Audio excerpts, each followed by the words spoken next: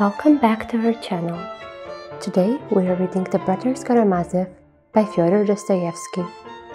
Book 3, Chapter 6, Smerdyakov. He did in fact find his father still at table. Though there was a dining room in the house, the table was laid as usual in the drawing room, which was the largest room, and furnished with old-fashioned ostentation. The furniture was white and very old, upholstered in old red silky material. In the spaces between the windows there were mirrors in elaborate white and jeweled frames of old-fashioned carving. On the walls, covered with white paper, which was torn in many places, there hung two large portraits, one of some prince who had been governor of the district 30 years before, and the other of some bishop, also long since dead. In the corner opposite the door, there were several icons before which a lamp was lighted at nightfall, not so much for devotional purposes as to light the room. Fyodor Pavlovitch used to go to bed very late at 3 or 4 o'clock in the morning, and would wander about the room at night or sit in an armchair thinking. This had become a habit with him. He often slept quite alone in the house, sending his servants to the lodge, but usually Smerdyakov remained sleeping on a bench in the hall. When Alyosha came in, dinner was over, but coffee and preserves had been served. Fyodor Pavlovitch liked sweet things with brandy after dinner. Ivan was also at table sipping coffee. The servants, Grigory and Smerdyakov, were standing by. Both the gentleman and the servant seemed in singularly good spirits. Fyodor Pavlovitch was roaring with laughter. Before he entered the room, Alyosha heard the shrill laugh he knew so well, and could tell from the sound of it that his father had only reached a good-humored stage, and was far from being completely drunk. "Here he is, yelled Fyodor Pavlovitch, highly delighted at seeing Alyosha. "Join us, sit down. Coffee is a Lenten dish, but it's hot and good. I don't offer you brandy, you're keeping the fast. But would you like some? No, I'd better give you some of our famous liquor. Smerdyakov, go to the cupboard, the second shelf on the right. Here are the keys. Look sharp." Alyosha began refusing the liquor. "Never mind. If you won't have it, we will," said Fyodor Pavlovitch, beaming. "But stay, have you dined?" "Yes," answered Alyosha, who had in truth only eaten a piece of bread and drunk a glass of kvass in the Father Superior's kitchen. "Though I should be pleased to have some hot coffee." "Bravo, my darling. He'll have some coffee. Does it want warming?" "No, it's boiling. It's capital coffee. Smerdyakov's making. My Smerdyakov's an artist at coffee and at fish patties, and at fish soup too. You must come one day and have some fish soup. Let me know beforehand. But stay, didn't I tell you this morning to come home with your mattress and pillow and all? Have you brought your mattress?" "No, I haven't," said Alyosha, smiling too. "But you were frightened. You were frightened this morning, weren't you? There, my darling, I couldn't do anything to vex you. Do you know, Ivan, I can't resist the way he looks one straight in the face and laughs. It makes me laugh all over. I'm so fond of him. Alyosha, let me give you my blessing, a father's blessing." Alyosha rose, but Fyodor Pavlovitch had already changed his mind. No, he said, "I'll just make the sign of the cross over you for now. Sit still. Now, we have a treat for you in your own line too. It'll make you laugh. Balaam's ass has begun talking to us here, and how he talks! Balaam's ass, as it appeared, was the valet Smerdyakov. He was a young man of about 24, remarkably unsociable and taciturn. Not that he was shy or bashful. On the contrary, he was conceited and seemed to despise everybody. But we must pause to say a few words about him now. He was brought up by Grigory and Marfa, but the boy grew up with no sense of gratitude, as Grigory expressed it. He was an unfriendly boy, and seemed to look at the world mistrustfully. In his childhood, he was very fond of hanging cats and burying them with great ceremony. He used to dress up in a sheet as though it were a surplice, and sang and waved some object over the dead cat as though it were a censer. All this he did on the sly, with the greatest secrecy. Grigory caught him once at this diversion and gave him a sound beating. He shrank into a corner and sulked there for a week. "He doesn't care for you or me, the monster," Grigory used to say to Marfa. "And he doesn't care for anyone. Are you a human being?" he said, addressing the boy directly. "You're not a human being. You grew from the mildew in the bathhouse. That's what you are." Smerdyakov, it appeared afterwards, could never forgive him those words. Grigory taught him to read and write, and when he was 12 years old, began teaching him the scriptures. But this teaching came to nothing. At the second or third lesson, the boy suddenly grinned.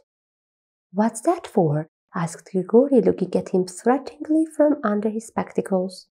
"Oh, nothing. God created light on the first day, and the sun, moon, and stars on the fourth day. Where did the light come from on the first day?"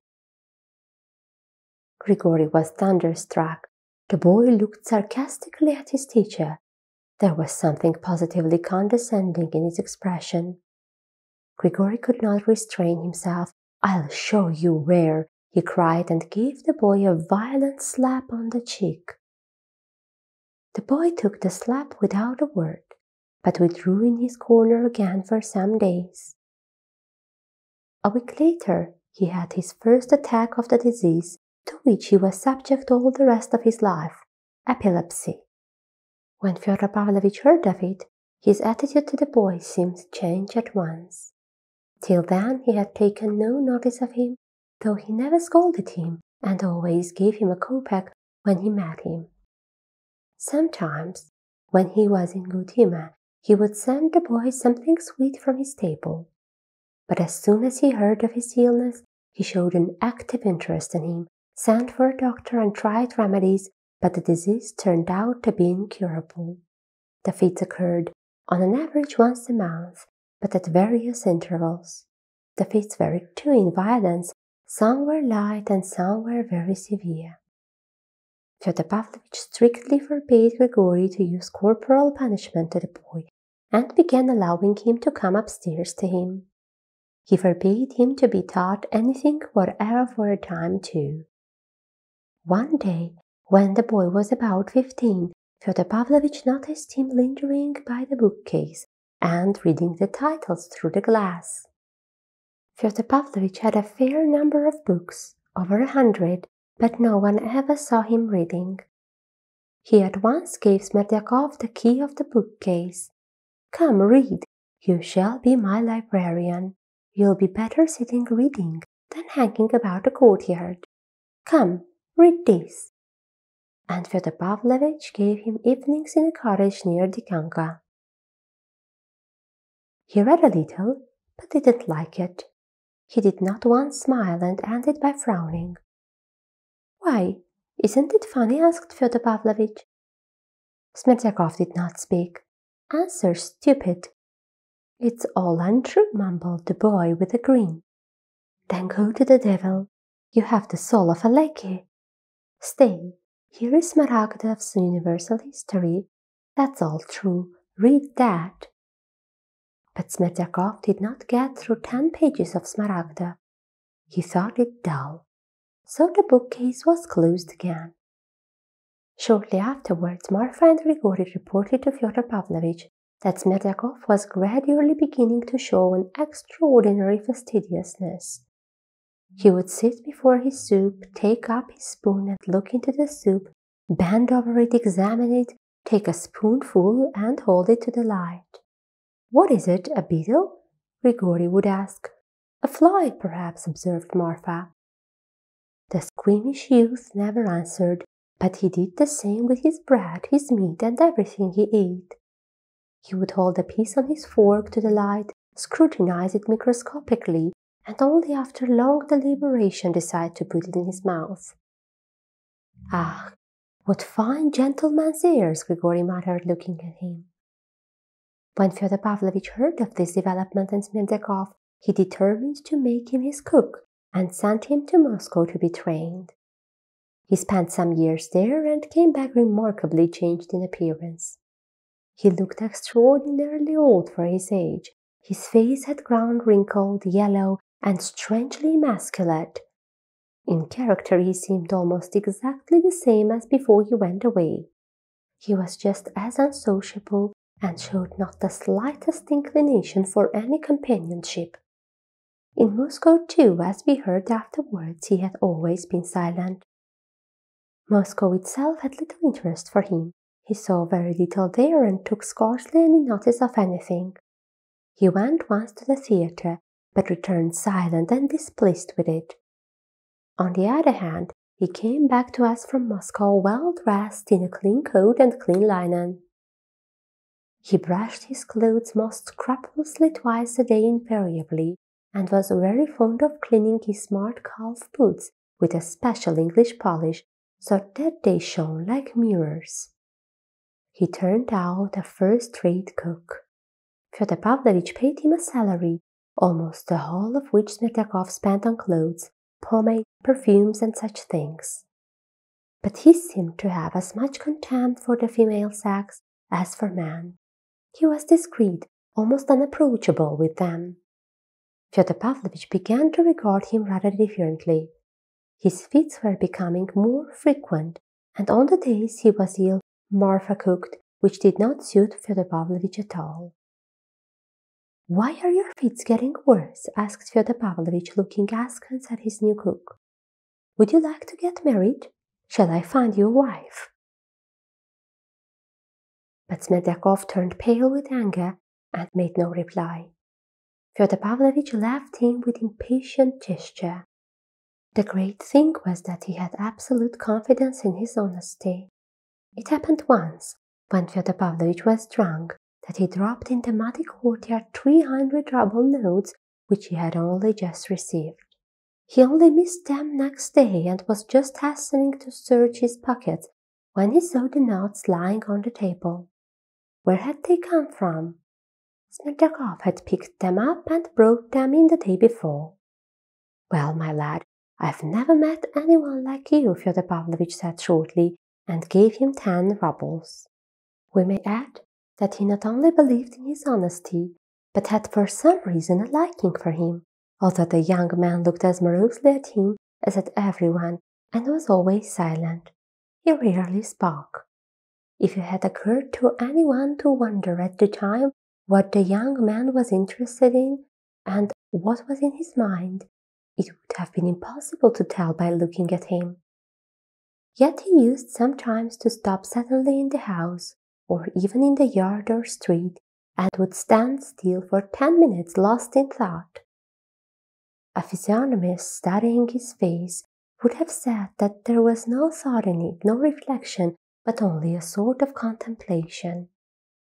There is a remarkable picture by the painter Kramskoy called The Contemplation. There is a forest in winter, and on a roadway through the forest in absolute solitude stands a peasant in a torn kaftan and bark shoes. He stands, as it were, lost in thought. Yet he is not thinking, he is contemplating. If anyone touched him, he would start and look at one as though awakening and bewildered. It's true he would come to himself immediately, but if he were asked what he had been thinking about, he would remember nothing. Yet probably he has, hidden within himself, the impression which had dominated him during the period of contemplation. Those impressions are dear to him, and no doubt he hoards them imperceptibly and even unconsciously. How and why, of course, he does not know either. He may suddenly, after hoarding impressions for many years, abandon everything and go off to Jerusalem on a pilgrimage for his soul's salvation. Or perhaps he will suddenly set fire to his native village, and perhaps to both. There are a good many contemplatives among the peasantry. Well, Smerdyakov was probably one of them, and he probably was greedily hoarding up his impressions, hardly knowing why. This much for today. Stay tuned to our channel to see what happens next. Goodbye.